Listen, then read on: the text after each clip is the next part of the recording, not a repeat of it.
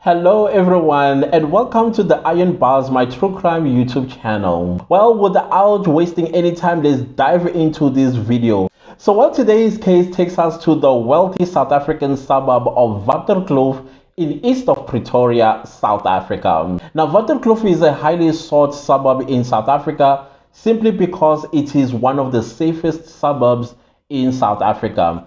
The reason why it is the safest is because it harbors a couple of things there. It harbors South Africa's wealthiest people. It also harbors one of South Africa's national key points, like the military air base. I think even politicians, they live in that suburb. So basically, it is filled with wealthy people. And the fourth thing, it has some of the most expensive public schools in South Africa. And one of these schools happens to be in this story. Like I mentioned earlier, that Waterkloof also harbors one of the most expensive public schools, and its name is Waterkloof Hoër School. Now, Hoër means high in Afrikaans. So basically, Waterkloof High School, but they call it Hoër School. The school teaches in Afrikaans, or the medium of instruction is Afrikaans. Now, Afrikaans is one of South Africa's 11 official languages. The school is known to be a high performer in sports as well as in extracurriculum. It also teaches its children from a very young age to be involved with the community, meaning that safety and security types of involvement in the community, as well as helping each other as neighbors or doing some sort of neighborhood watch, even though it is the most safest suburb in South Africa, not because they necessarily need to go on a neighborhood watch, but however, something does changes that brings us to this case today. So in the early 90s, Waterkloof Hoër School got a new headmaster by the name of Dr. Christo Becker. Now, Dr. Christo Becker is the one that turned around the school's fortune and turned it into the prestigious school that it is today. In 2001, Dr. Becker was known to have a problematic teenager, his unruly 16-year-old son, Christoph Becker. Now, Christoph Becker was an outgoing and overbearing personality. It is said that he always wanted to be an actor. However, Christoph Becker never missed an opportunity to get himself into trouble. So when I looked into Christoph Becker's academic background, I found out that he does not attend the school that his father is a principal to, which is Waterkloof Hoër School. But he went to another prestigious school in the neighborhood called Gasfontein, which kind of makes you wonder why he was taken to a different school instead of being taken to the school that his father is a principal of. I'm assuming that because he was a troublesome child, so the father may not wanted to be embarrassed by him, considering the fact that he may find it difficult to discipline his own child, or maybe his own child is ill-disciplined and therefore discrediting him with other children, basically not respecting him because he has a child that is just unruly. Or maybe Christoph just didn't like his father's school. We don't know. So one of the days, the South African Police Service had visited schools around the Waterkloof area where they were talking to kids and letting them know that in the previous weeks there has been house breakings. So the police had come to ask the students to be on the lookout and report anything that seems out of the ordinary to the police, so that they are able to curb these house breakings that were taking place in the past few weeks. Ironically, it is what brings us to today's case. Now, Christoph Becker was a friend to some kids that attended his father's school, Waterkloof Hoër School. Among them was 16-year-old Frikkie Dupree. His father was a doctor and his mother was a teacher in Waterkloof Hoër School. The second one was 16-year-old Gert van Schalkwyk, who was athletic and he was well built and he always dreamt of becoming a rugby player, playing for the Springbok, who currently the world champions. And the third boy was 14-year-old Reinhard Titz. He was known to be quiet and quite intelligent as well. So he was more submissive and listened to the older guys. I'm sure maybe it was because he looked up to them. I don't know. Maybe they were his safety net, because when you are quiet in high school, sometimes some kids will basically bully you. So maybe the reason why he was friends with the older boys was for protection. I'm not sure, but he was the youngest. He was quiet, submissive, but quite intelligent. So there were other members of the group who would sometimes join these four and sometimes would just do their own thing. Two of those were the Van Lensburg brothers. So these boys were enjoying high school, they were enjoying themselves as friends, they were enjoying going to clubs and drinking, and you're asking yourself, aren't they minors to be drinking and going to nightclubs? But then again, you remember that they are rich, right? So rich people get away with a lot of things. So on the 2nd of December 2001, the friends decided to go to a nightclub in Houtfeld, Pretoria, where they were going to just basically relax and have some drinks, and then after that they will go home. Mind you, again, these are kids who are between the ages of 14 and 16. And it so happened that two of these boys drove the other guys to the club to drink and have a party there, and yet they did not have a driver's license.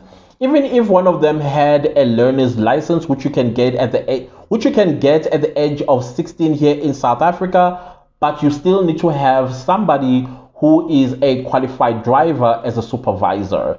And that's where your driving is legal. But two of these boys, one drove a BMW and the other one drove a Toyota Tazz, decided, hey guys, let's go clubbing. And then they went clubbing and then they drank.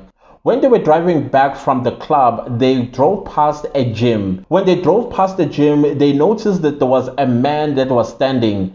To them, they say he was loitering. And then they approached him and asked him what he was doing. Christoph was one of the boys that went and approached the man to ask him what he was doing. Then just before the man answered him, Christoph started beating the man. He punched him twice on the face. He fell to the ground. Then came Reinhard Titz, who kicked the man a couple of times, and the other boys as well started kicking the man. And so the man was basically just crying and asking them what are they doing, why they're doing this to him. And so they told him, leave here. And then they went back into their cars and drove off. And that man happened to be a black man. So I'm sure you're asking, why are they parents and how come the parents are allowing them to be driving without licenses and going to parties and nightclubs or even drinking? Okay, fine, I get it. Sometimes parents would not know that their kids are doing this because, you know, teenagers, how they like. I'm sure I did that once upon a time too, where I would tell my mom, hey mom, I'm going to my friend's house. I'm going to have a sleepover, maybe to study with my friends. Then when we get there, we will have other plans. But the other plans for us was always in the house because we were always afraid to take it out. In case anything happens, we would not know how to explain ourselves. So it was always in the house. So we say we'll study, but instead we'll have a slumber party or we will have some sort of a mini party where we just relax from books. So these ones are maybe that's what they told their parents, but only to end up at a nightclub, drinking alcohol, driving illegally, and then punching a man. So after the boys had beaten the man, they drove off. And as they were driving off, they came across a park called Moleta Park. On that park, they noticed that there was a black man that was standing by the side of the road. So they slowed down. Christoph got off the BMW, went to the boot of the car, where he retrieved two knives. Reinhard Titz, he took a hammer, and then they approached the black man that was standing by the side of the road. And then Christoph proceeded to ask the man if he knew where Blood Street was. Now, blood is blood in Afrikaans. So he wanted to know where is Blood Street, basically. And in my mind, I was like, who names a street Blood Street? And then I looked, and then lo and behold, Blood Street does exist in Waterkloof. I wonder why. But anyways, just when the man was about to answer them, unprovoked, Christoph started punching the man. And then Dupree, remember he was well built and wants to be a rugby player. He came and tackled the man, putting his rugby tactics to use.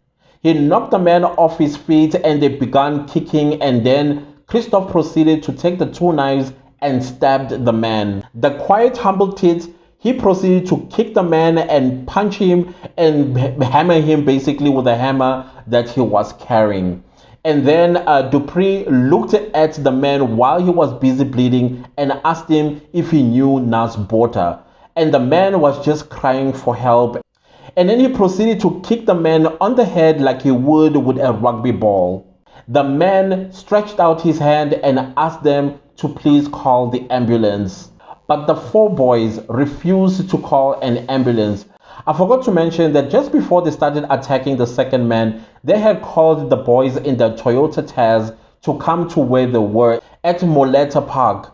Now, the Toyota Tazz had the Van Lensburg brothers and a third boy that was never identified, so we don't know what his name is. So instead of them being 4, there were 7 when they were beating and stabbing and hammering this man that they have found standing along the road in Waterkloof. Now, according to the boys, they thought that they were doing the right thing. Remember, the police had gone to their schools around Waterkloof and told them that there has been housebreakings in the area. They should have a lookout, and if they see anything strange, they should call the police. But they thought, listen, we are going to take matters into our own hands. We are going to act as the judge and jury and executioner, and hence they are where they are today because they decided to beat up a man and stab him, and then they left him to die. They basically drove off after this man had begged them to call the ambulance. To me, they were not being helpful to their community. They were just being a pack of wild animals.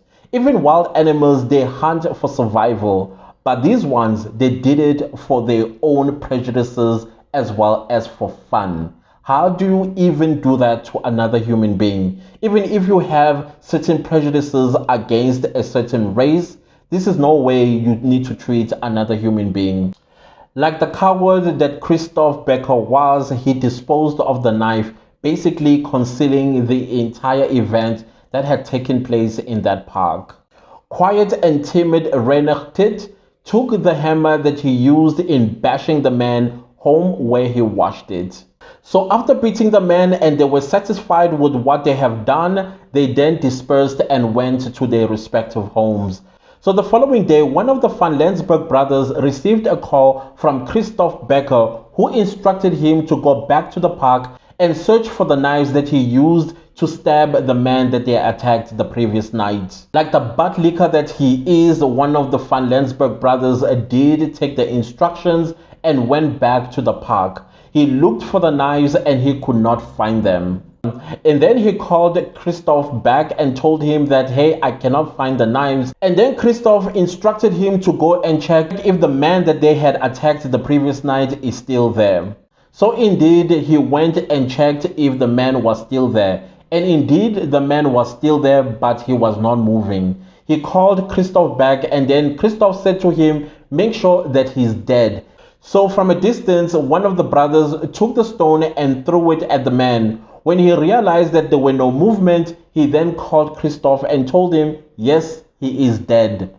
And then he drove back home and called one of the Van Lensburg brothers and told him to go back to the park and see if he's still lying in the same position as like in the early hours. And so the boy did comply and went back to the park. And then when he got there, he found that the police had cordoned off the scene. And so he went back home, and then he reported back to Christoph Becker and told him that the police are now there. Unfortunately, the body of the man that was found at the Moleta Park was unidentified. Nobody knew his name, and therefore he has forever remained as faceless and nameless to this very day. So I read a little note from the South African police where when a body is unidentified, what happens to it, and this is what it says. In South Africa, if a body is not identified, the state mortuary stores it for a minimum of 30 days while trying to ascertain its identity. The body is then buried at an unmarked municipal burial site. So if your body is found dumped somewhere and then nobody identifies the body in the next 30 days, the municipality basically just throws you away, I suppose, to give room to mortuaries for new bodies that will come through, I suppose. I'm not quite sure, but when you think about it, it's quite disturbing. So the boys went on with their lives, and the unidentified man that was found dead in the park was placed in an unmarked municipal grave, and then basically life just went on. However, in the 18 months since the deed, one of the boys developed a conscience. So this is the thing about deadly secrets. When you are holding with a group of people, one of you will develop a conscience. For the life of me, I can't keep secrets, especially if it's going to involve murder. I would have just sung like a canary the moment after attacking that man, because there's no way I would allow something like this to weigh on my conscience for the rest of my life. So who is one of these boys who developed a conscience? No, it's not Christoph Becker. No, it's not Dupree. No, it's not Titz. No, it is not Van Schalkwyk, but it is one of the Van Rensburg brothers. So the Van Rensburg brothers were experiencing something traumatic at home. Their parents were divorcing. So one of the brothers started basically misbehaving. His grades were falling and he was acting out. People thought it was because of the divorce process that is happening between their parents. So that is why he's behaving the way he was. So one of the days, the school psychologist called one of the Van Rensburg brothers basically to sit him down and ask him why his grades were falling. So while he was sitting in the therapy with the school psychologist, that is when he started singing like a canary. He confessed to a murder that he had participated in 18 months ago. He told the psychologist that he doesn't care that his parents are getting a divorce. All that he wants is to free his conscience of this murder. And that is why he was behaving the way he was behaving, because the whole incident changed him. Upon hearing this confession, the school psychologist then relayed the entire therapy to the school's principal, who happened to be Christoph Becker's father, Dr. Christoph Becker. So the boy was then called to the headmaster's office together with a psychologist, and that is when the boy started naming all the boys that were involved in the killing of the man at the park 18 months ago. Upon hearing this, the principal, who happens to be Christoph Becker's father, he was shell-shocked that his son was involved in a murder, and he has not said a thing, and his personality had not changed. He continued being Christoph Becker that everybody knew to be a troublemaker and wanting to be an actor. So after the meeting with the principal and the psychologist, that's when the principal decided then to call the boy's parents so that the boy will be able to tell his parents what had happened. And indeed, their parents did come to school, but this time also with the parents of the other boys as well.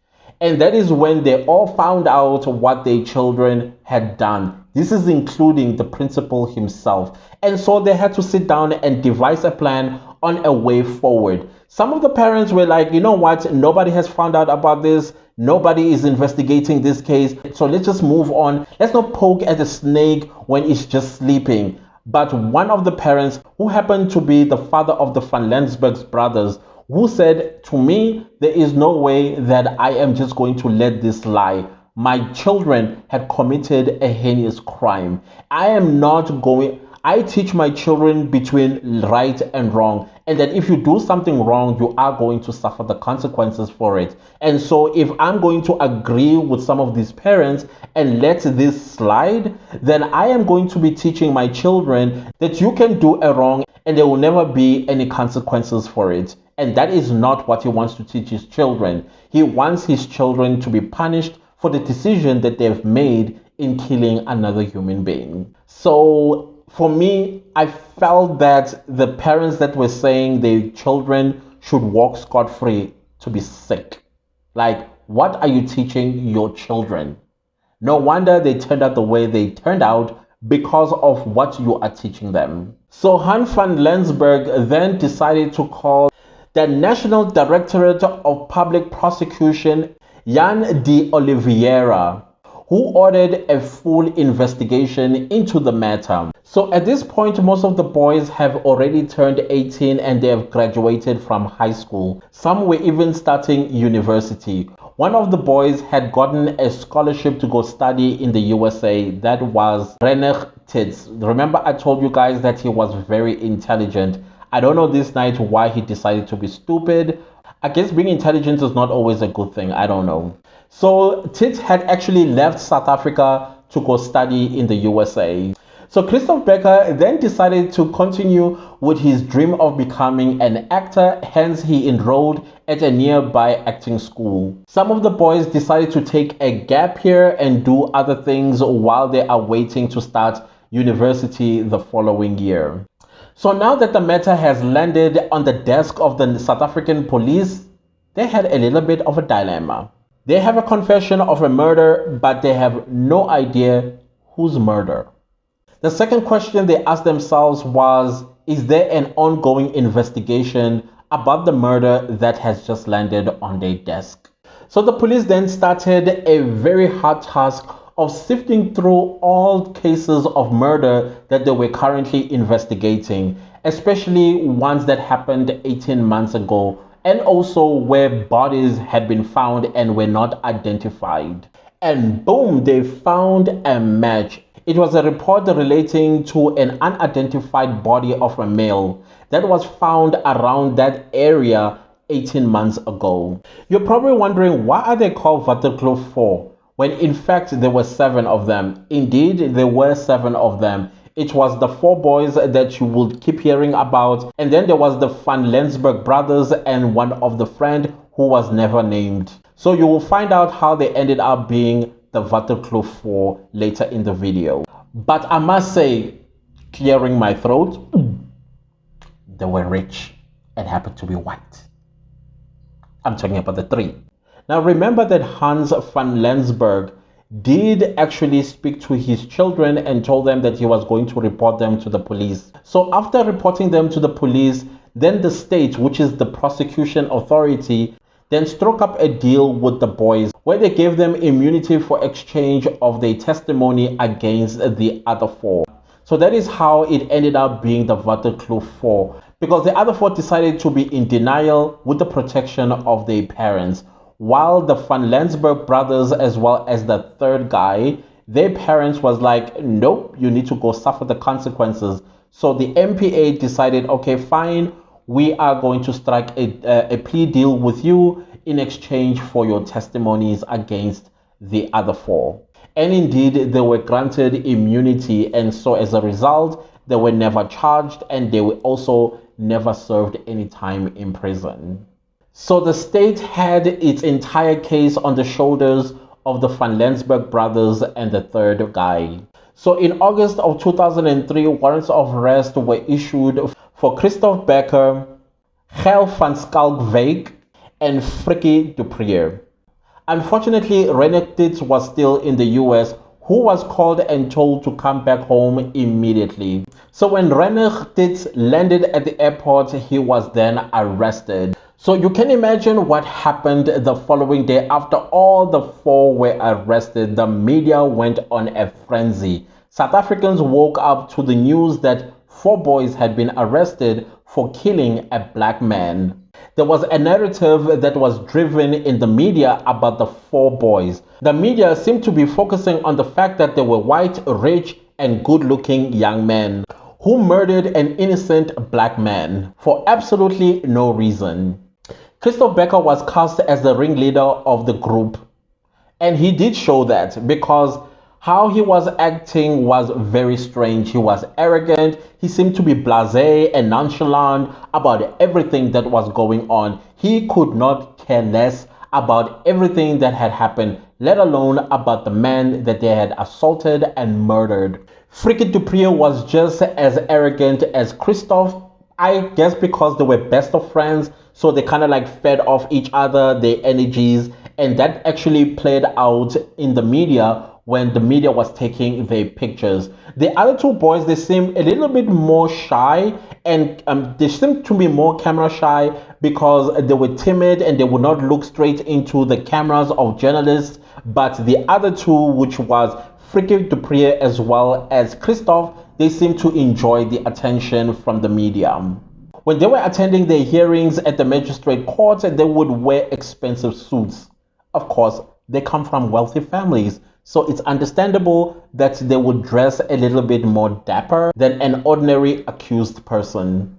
And another thing that was noticed about the four boys, they always displayed a united front. Like all good things comes to an end, the boys made a monumental mistake by getting represented by one lawyer. So this means that if one of them is found guilty, all of them are going to be found guilty based on the evidence that was presented to the court. Initially, the four did not deny that on the 2nd of December 2001, they had assaulted a man in a park.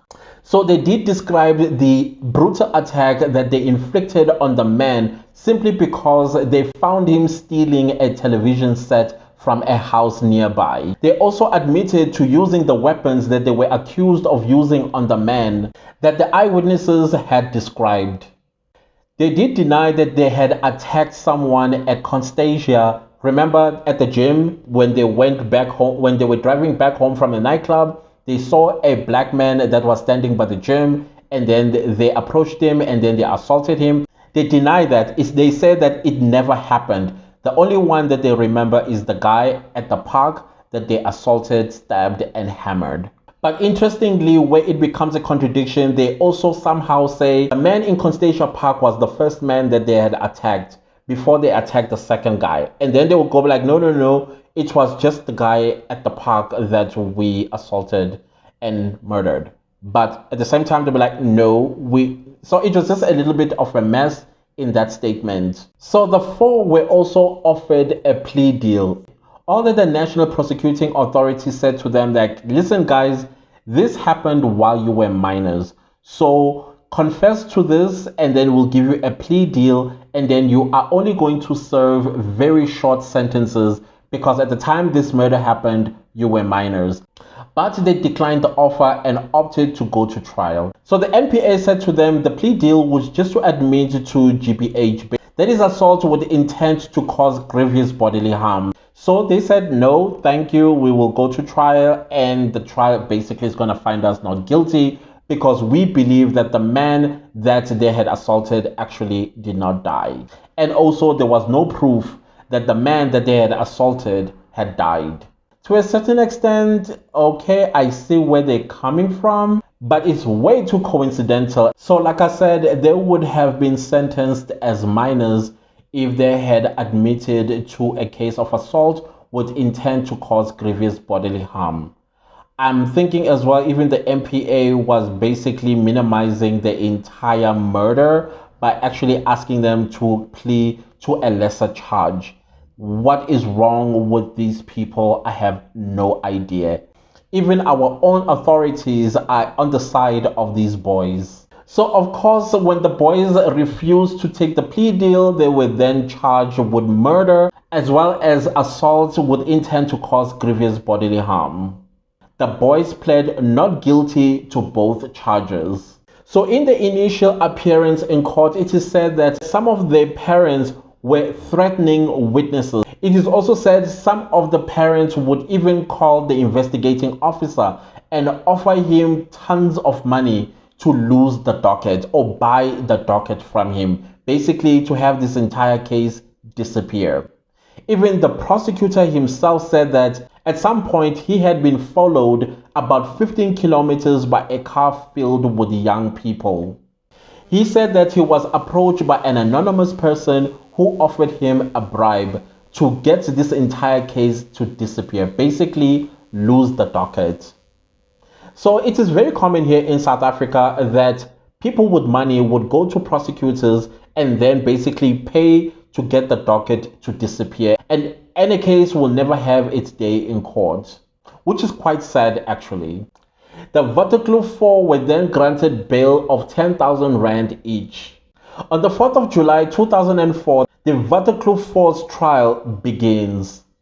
The media did attend the entire trial. The media reported that the Waterkloof 4's attitude still remained the same, especially Dupree as well as Becker, who was still as arrogant as ever. I think they were thinking, well, they are going to be found not guilty, or their parents are working on something to make this entire case disappear. So no one knows what their parents told them or promised them, hence they behaved the way they were behaving. The news report would describe Becker and Dupree as arrogant, privileged, and blasé. Some journalists simply focused on their looks, how their hair looked like, how handsome they were, how clean cut they were, and their high fashion clothes, and all that sort of stuff that actually were not supposed to be even reported. But hey, I guess that's journalism in South Africa. At a magistrate's court hearing, Christoph Becker was once chastised by a magistrate and told him or reminded him that he is in a very serious situation. Killing of a human being or accused of killing of a human being is a serious crime. Then Becker looked around him and then looked back at the magistrate and asked him, "Are you talking to me?" Arrogance. Disrespect. In South African criminal law, in order for you to secure a guilty verdict, you must prove your case beyond a reasonable doubt. Now, in this case, unfortunately, there was no body and also there was no weapon. So basically, the case was circumstantial that rested on the shoulders of the eyewitnesses, the three boys. So also the state had to prove beyond a reasonable doubt that the body that was found at Murelta Park was indeed of the man that the Waterkloof 4 had murdered that night. During trial, the defense denied that the assault ever took place. They further said that the testimonies of the eyewitnesses were inconsistent and very sketchy at best. The state said that there was a lot of alcohol involved in this entire situation, especially in the night in question. And they did admit that indeed the first assault did take place in Constantia Park, where they assaulted a man that was standing by the gym. And as a result, the media portrayed the Waterkloof 4 as thugs who spent their time driving around assaulting innocent black men for absolutely no good reason. The media reported that the man that they had murdered was a homeless man. And this is the part that confuses me the most. When the pathologist was called on the stand, he said the autopsy report had no information about the death of this man. He doesn't know what caused his death. Like, So he further told the court that it would be difficult for him to speak on the autopsy that has no information to begin with. And on top of that, they could not go and exhume the body because the municipal does not remember where exactly they buried the man. Like, This case is giving me a headache. So there's a man that gets murdered. The state, because they don't care, they go and bury the man in an unmarked grave. What if there would be investigations in the future and they might want to exhume the body and then conduct a thorough autopsy so that the perpetrators get caught and serve a sentence they deserve? But no, because he's a homeless man, let's not care. Let's just dump him and move on with life. So at the end of the day, the judge did agree with the state that there is no way that they will assault a man and then in the same spot where they assaulted a man, they find another man dead the following day. It is definitely the same guy that they had stabbed, hammered, as well as kicked that was found dead the following day by the police. And furthermore, the judge did believe the testimonies of the three boys. And the judge also noted that there were lots of inconsistencies in the Waterkloof 4's statements as well as testimonies. And he further said that indeed alcohol was involved, and if you are intoxicated, which I think is an excuse, that if you are intoxicated, your faculties are not fully with you, and therefore you can find yourself doing some silly things. And one of those silly things, unfortunately, can be murder. And he also acknowledged that at the time of the murder, these four were still minors. You can tell where this is going, right? So while the judge was delivering his judgment, he looked at Christoph Becker and told him he is a self-confessed liar of an astounding arrogance. Therefore, the court found the Waterkloof 4 guilty of murder. It suddenly dawned on the Waterkloof 4 that they could be going to jail for a very long time, and that is when their attitude started to change. They started looking pretty much like how most murderers will look, dumbfounded because they're dumb. The united front that they displayed had fallen apart. Suddenly, every man for themselves. And Christoph Becker showed that every man is for themselves now because he went and got himself a new lawyer who immediately after they were found guilty lodged an appeal. And the appeal was granted, by the way, and I get why it was granted was because the case was circumstantial. So I feel like the judge felt that maybe if it was heard at a higher court, maybe his verdict may have been wrong on the grounds that they did not have a body. Remember, the municipal lost the body and then the weapons were never found. Perhaps that's the reason why he granted the appeal. So the Waterkloof 4 did spend about 30 minutes in jail before they were released on bail, awaiting the appeal hearing. Waterkloof 4 did blame the media for the narrative that they had spread about them, that they were white and privileged, and then a human life to them, especially of a black person, was worthless. And as a result, that influenced the court to come to a verdict that he had come to. But they forgot one thing, that in South Africa, our courts are independent. They do not get influenced by outside forces, let alone the media. All that the courts do is hear evidence and then it applies the law on the evidence that was presented to it. And if the state had proven its case beyond a reasonable doubt, then you are going to be found guilty. But if the state fails to prove its case beyond a reasonable doubt, that is when you are going to be found not guilty. So they were found guilty because the state proved beyond a reasonable doubt that the body that was found at Mureta Park was indeed of the man that they had assaulted the previous night. Then the next step was the pre-sentencing hearing, which started on the 20th of November 2006 all the way into January of 2007. And then the sentence was handed down. Wait for it. Wait for it. The Waterkloof 4 was sentenced to 12 years in prison. My goodness, did South Africa lose it? They were livid.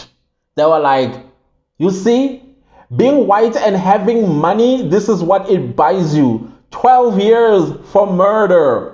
But people forgot that at the time of the murder, these four were only minors, 14 and 16 years old. And had they been prosecuted back then, their sentences would still have been 12 years because they were minors when they committed the crime. That is no excuse to murder as a minor. You still deserve a harsher sentence than 12 years. Especially when your intentions was to go and kill a man unprovoked. Like I said, the Waterkloof 4 did launch an appeal. Actually, they launched two appeals. The first one was to the High Court, which the High Court actually denied it. And then they went up to the Supreme Court of Appeal, and the Supreme Court of Appeal upheld the decision of the lower court. And as a result, they had no any other option but to start serving their 12-year sentence. Some South Africans felt that the law in South Africa was unfair. It seems that the law in South Africa has two sets of rules for different races. That there is a rule for black and poor people and there is another for white and wealthy people. Because if a minor black child had murdered a person, that child would have been sentenced to life imprisonment or at least 25 years to life imprisonment. But it's four white boys who only got 12 years. So many South Africans ended up being on each other's throats and a lot of racial tension took place because of this case. At the end of the day, when you look at this entire case, it was just unfortunate. As far as I am concerned, I feel that the state made a mistake by not bringing in a case of defeating the ends of justice, which is 5 years imprisonment. And the judge as well did not send a stronger message than giving them 12 years imprisonment. I think maybe 20, 22 years at least would have sent a strong message to other minors that if you do murder, you are going to spend almost half of your life in prison. So in August of 2008, the Waterkloof 4 reported to the Pretoria Central Prison, where they began their 12-year prison sentence. So after the trial, the duration of the entire situation had taken a toll on all their families, both financially and emotionally. So the controversy around the Waterkloof 4 did not end there after their sentence. So if you don't know the Pretoria Central Prison, it is a different kind. It gives prisoners privileges as well as perks that other prisons don't give other prisoners in South Africa. This one is, number one, is very beautiful. Number two, well kept.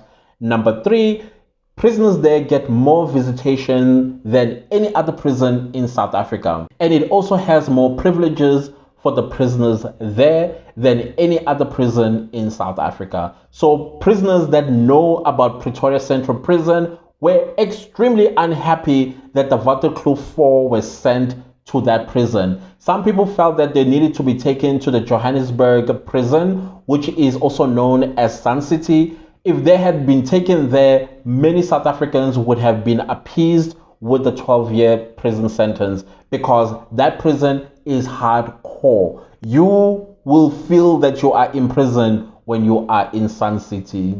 But instead, they were taken to a prison where they were going to be pampered and treated like ordinary South Africans. So a few months after starting their sentence, Renner Titz as well as Gel van Schalkwyk then applied that they be transferred to another prison in Cullinan, a Cullinan prison, I suppose, because of how it's built. If you didn't know anything about these two boys, one was a personal trainer, while Van Schalkwyk, remember, he always wanted to be a rugby player. So they felt that the Pretoria Central Prison did not have the facilities that they needed in order for them to pursue their dreams, especially Van Schalkwyk, who needed a rugby field in order for him to train every day, as well as Titz, who liked to build his body, looking good, like a model. So when the two were transferred to Cullinan prison, they did actually live up to their request. Titz did follow his dream of becoming a personal trainer in prison, while Van Schalkwyk did pursue his rugby dreams. So basically, in a nutshell, these two boys did spend their time in prison constructively. And it was even said that they were model prisoners. So you know, if you're a model prisoner, what's going to happen, right? Early release. Christoph Becker as well as Dupree, they were best of friends, and so it's not a surprise that they ended up in the same facility, in the same cell, and continued their friendship there. Dupree, Van Schalkwyk, as well as Titz, they studied while they were in prison and obtained degrees while behind bars. In December of 2011, Titz and Van Schalkwyk had the remainder of their sentence converted into correctional supervision. So basically, it means it's parole, but the parole would be supervised by a correctional services officer.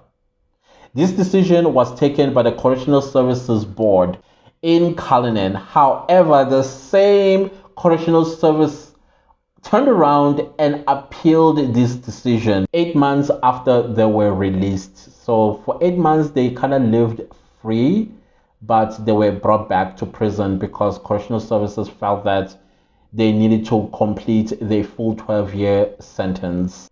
On the 11th of February 2014, all 4 boys, men at this time, they were released on parole. They were met by a sea of friends waiting for them outside.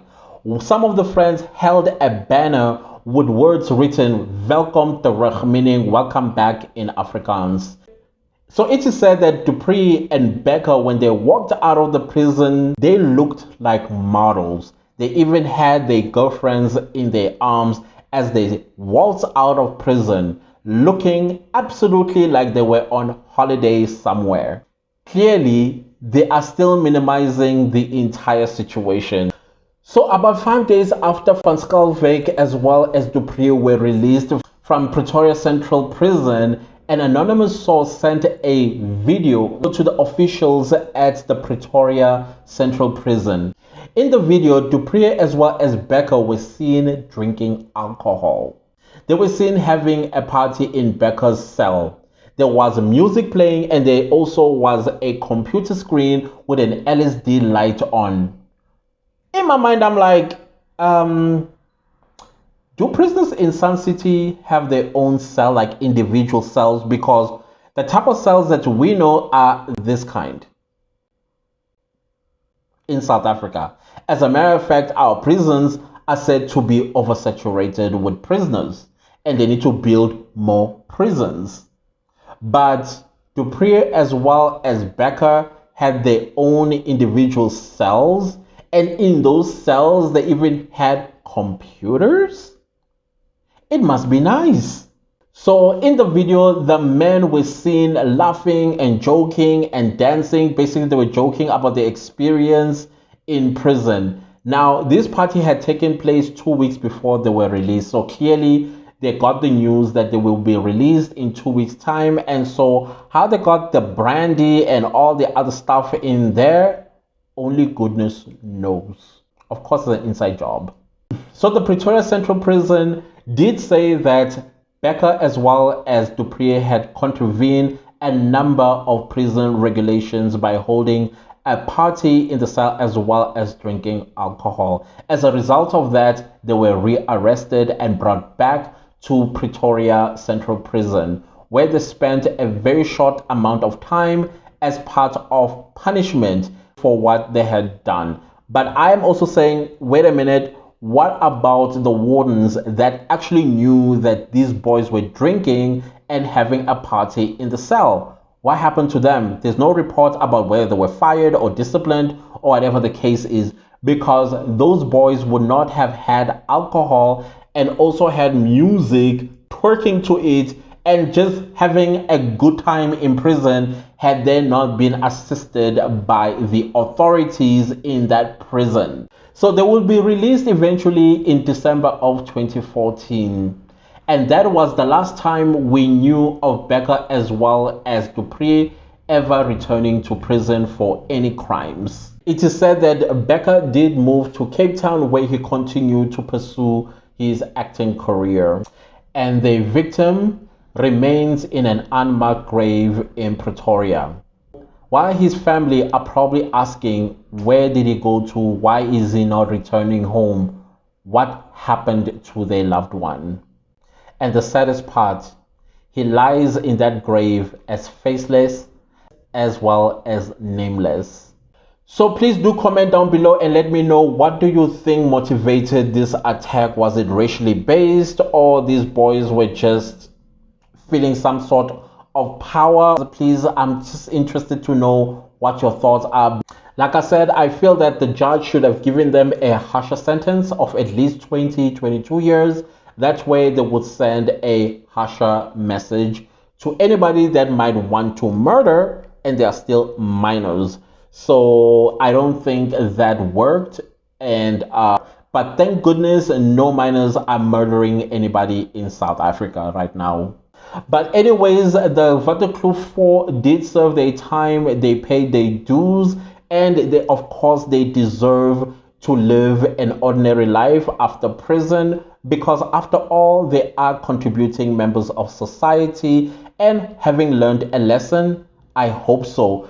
And I wish the faceless and nameless man they had murdered rests in peace. Hopefully one day the universe is going to answer for him. Well, that is it, guys, with today's true crime story of 4 rich boy killers, the Waterkloof 4 as they are also known. If you like this video, please give it a thumbs up and also ensure that you subscribe to my channel where I speak all things true crime. Don't forget to click the bell notification so that you will get all notifications for my new videos. And I definitely will see you next time with a new true crime video. Goodbye.